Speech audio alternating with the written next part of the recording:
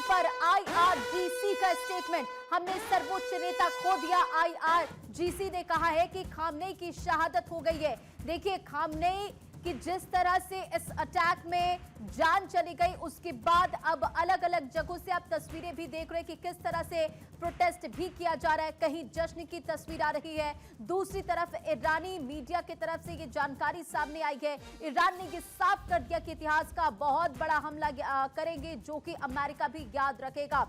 अब देखिए आईआरजीसी का ये स्टेटमेंट है। अयातुल्ला अली खामनेई की मौत के बाद ये स्टेटमेंट सामने आया है कि हमने सर्वोच्च नेता खो दिया, खामनेई की शहादत हो गई है। दूसरी तरफ आप देखिए कि किस तरह से अयातुल्ला खामनेई के बेटे यानी कि उन्हें सुप्रीम लीडर बनाया गया है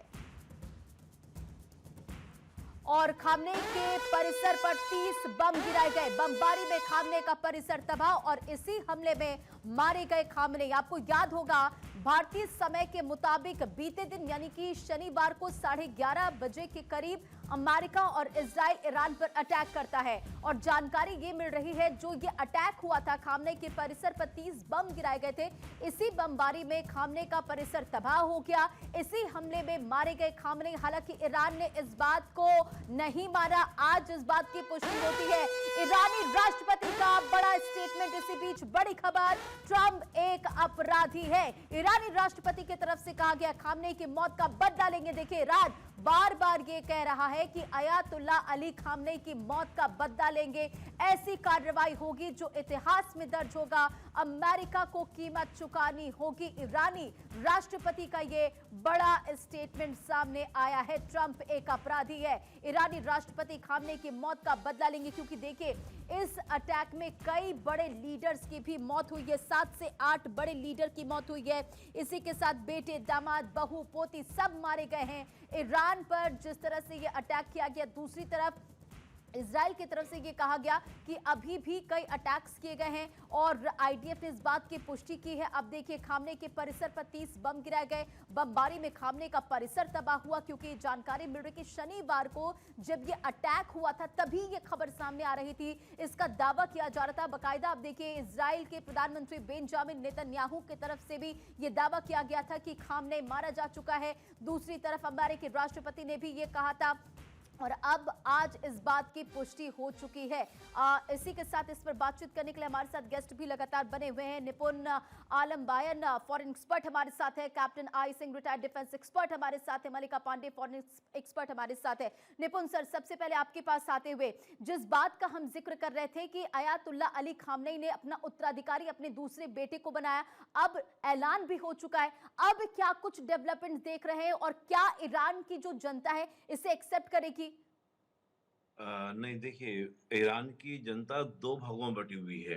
एक तो जो इस्लामिक जो वहाँ पे रूल था उसको समर्थन करने वाली, सपोर्ट करने वाली, और एक उसके विरोध में। विरोध तो आप देख ही चुके हैं, सड़कों पे था ही। अब बात ये उठती है कि जो समर्थन वाले हैं वो कितना सपोर्ट करते हैं प्रेजेंट सक्सेसर को। क्योंकि देखिए बात क्या थी, सक्सेसर भी 3 के 4 बनाए गए थे, 4 मुझे याद आ रहे हैं, और 4 में से सेकंड बेटे को चुन लिया गया है। अब बात क्या है कि जो अंदर भीतर घात भी होता है, कि इंटरनल जो पॉलिटिक्स होती है वो भी बहुत कुछ मैटर करेगी। और एक बात हमको हमेशा याद रखना है रजना जी, कि जो ये खामनेई साहब को मारा गया है, ये कहीं ना कहीं इंटरनल सूचनाओं के आधार पर ही मारा गया खामनेई साहब को। नहीं तो अमेरिका को कैसे जानकारी मिली कि वो ऑफिस में बैठे हैं, इस समय बैठे हैं, इस समय अटैक करना होगा? तो ये बात बहुत बड़ी बात है। तो मुझे लगता है कि ईरान के अंदर भी इस बात को लेकर हो रहा होगा कि कौन अमेरिका को सूचना दे रहा है, इंफॉर्मेशन दे रहा है। वो सब बातों पर क्या बहुत सारी बातें डिपेंड करेगी। अब रही बात, ये पक्की बात है कि सुप्रीम लीडर को मारा है तो ईरान शांत तो बैठेगा नहीं, अटैक तो जरूर करेगा अमेरिका के ऊपर, इसराइल के ऊपर, या अमेरिका के जहां पर बेस कैंप्स हैं मिडिल ईस्ट के अंदर, अटैक जरूर होंगे। इनको हम डिनाई नहीं कर सकते हैं। लेकिन बात यह है कि क्या जनता जो है ईरान की वो स्वीकार करेगी? तो मुझे ऐसा लगता है कि जिस प्रकार से मैं सुबह ही देख रहा हूं कि रेजा पहलवी का स्टेटमेंट आ चुका है कि किसी प्रकार का प्रतिरोध करना कहीं ना कहीं ईरान के हित में नहीं रहेगा। लोगों को एकजुट होना चाहिए और इस्लामिक शासन का अंत करना चाहिए। उधर प्रेसिडेंट ट्रंप का ये कहना कि हमें पता है कि सक्सेसर कौन है और अच्छे लोग आगे आने चाहिए। तो जो अमेरिका के प्रेसिडेंट ये कह रहे हैं, तो मुझे लगता है कहीं न कहीं पहलवी साहब की घोषणा अमेरिका आज ही कर देगा कि हमारी ओर से जो वहाँ के प्रेसिडेंट होंगे या वहाँ पे जो लीडर होंगे, वो पहलवी होंगे। हम्म। तो उसके बाद चीज़ें बदलेंगी वहाँ पर। हम्म।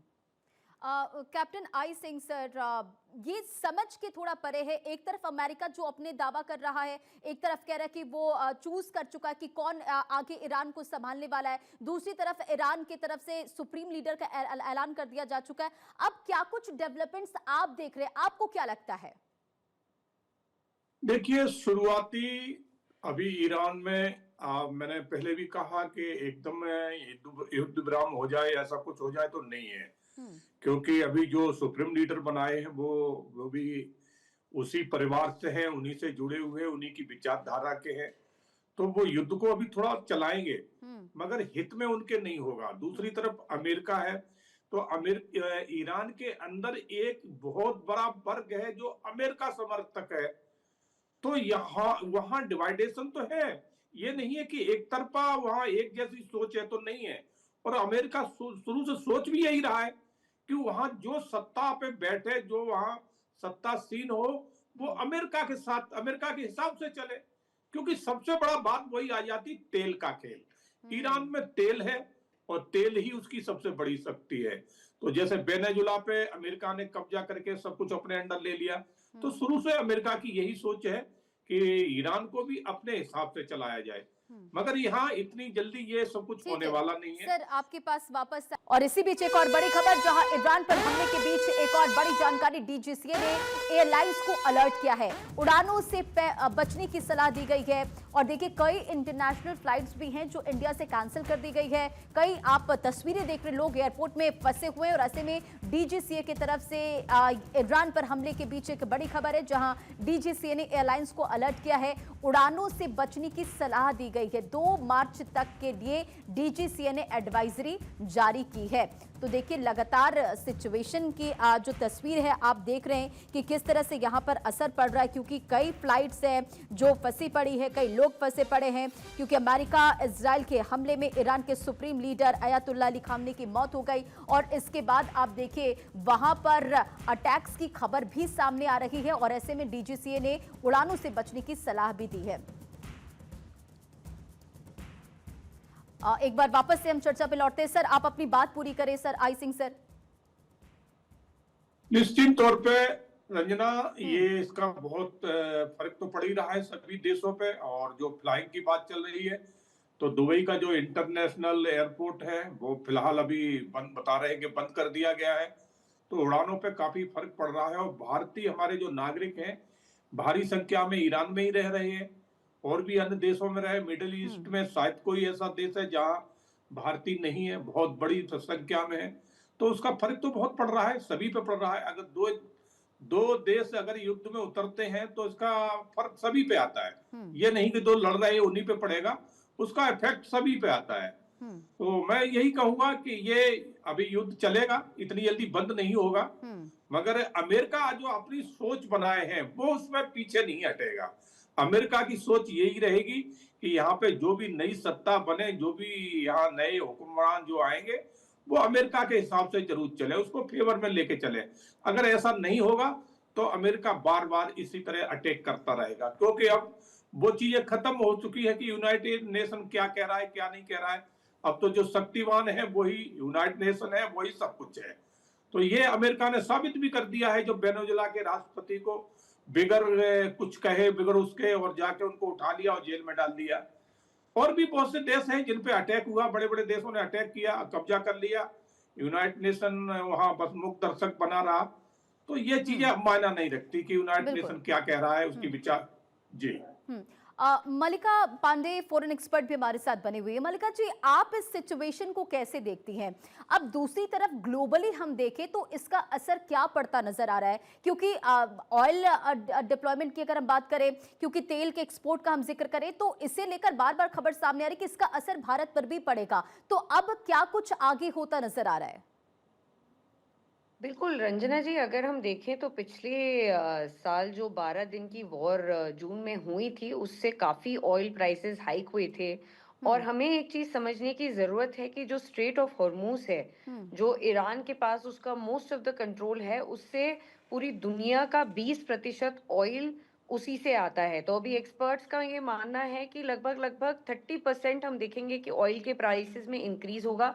कल से ही आप देखिए कि ऑयल के प्राइसेस में बढ़ोतरी आ चुकी है। तो ये रंजना जी, ना केवल ऑयल के प्राइसेस, टू बी ऑनेस्ट, हम देखेंगे कि इसमें ट्रेड जो वेसल्स होती है, जो शिपिंग वेसल्स हैं, उनको भी रोका गया है। ना केवल वो, एयर फेयर्स इंक्रीज हो चुके हैं क्योंकि फ्लाइट्स नहीं चल रही हैं, काफी फ्लाइट्स कैंसिल हो गई हैं। अभी मैं कुछ लोगों को जानती हूँ जो बिल्कुल एयरपोर्ट में स्ट्रैंड हो चुके हैं। उनकी फ्लाइट्स, कनेक्टिंग फ्लाइट्स थी जो यूएस के लिए, जो मिडिल ईस्ट के लिए, काफी सारी फ्लाइट्स कैंसिल हो चुकी हैं। तो रंजना जी, ये बहुत टेंशन का टाइम है।